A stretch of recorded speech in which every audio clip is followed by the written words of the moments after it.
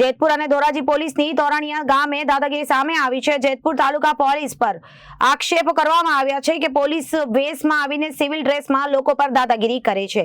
15,000 રૂપિયા ના આપતા માર મારવાના દ્રશ્યો પણ સામે આવ્યો છે। આક્ષેપો કરવામાં આવી રહ્યા છે કે પોલીસની દાદાગીરી ખુલ્લેઆમ સામે આવી છે। નંબર પ્લેટ વગર ગાડીમાં સિવિલ ડ્રેસમાં આવેલા પોલીસે બેસાડીને પિતા પુત્રને લઈ જતા હોવાની વિગતો સામે આવી હતી। જેતપુર તાલુકા પોલીસ પર આક્ષેપો થયા છે।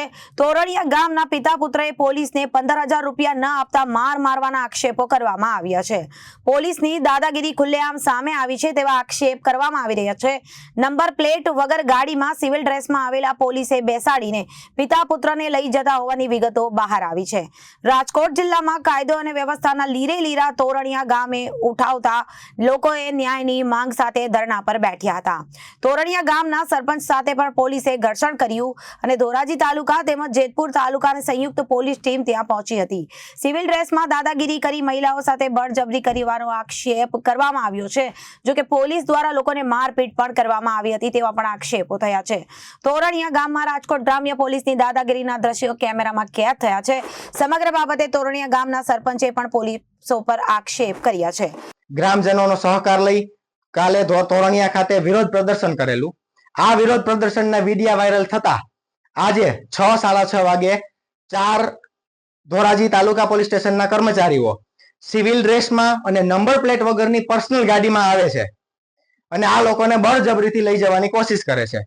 જેથી મને ફોન આવે છે કે સરપંચ તમે ક્યાં છો? આવી રીતના ઘટના બને છે અને મારા ઘર પાસેથી આ બંનેને લઈ જાય છે। હું ગામમાં જ હતો, હું ફટાફટ ત્યાં પહોંચી જાઉં છું, મારા ફોનમાં વિડીયો લઉં છું। ગાડીમાં કોઈ નંબર પ્લેટ નથી, સેડાન મોડેલ કોઈ વ્હાઇટ કલરનું ગાડી છે, આગળ પાછળ ક્યાંય નંબર પ્લેટ નથી। 4 કર્મચારીઓ છે ધોરાજી પોલીસ સ્ટેશનના જેમને હું ઓળખતો હતો એટલે મને ખબર પડી, કોઈ પણ યુનિફોર્મ પહેરેલા નહીં, બળજબરીથી આ લોકોને લઈ જતા હતા। એટલે અમે બધા પૂછે છે કે ભાઈ તમે શા માટે લઈ જાવ છો, શું ગુનો છે? તો એવું જણાવે છે કે આમના વિરુદ્ધ ફરિયાદ છે। જો કોઈ ફરિયાદ હોય તો નોટિસ આપવી જોઈએ, કાયદેસર એક્શન લેવાતા હોય લેવા જોઈએ, પણ બળજબરીથી લઈ જતા હતા એટલે અમે બધા વિડીયો ઉતારીએ છીએ। આ ઘટના 20-25 મિનિટ સુધી ચાલે છે।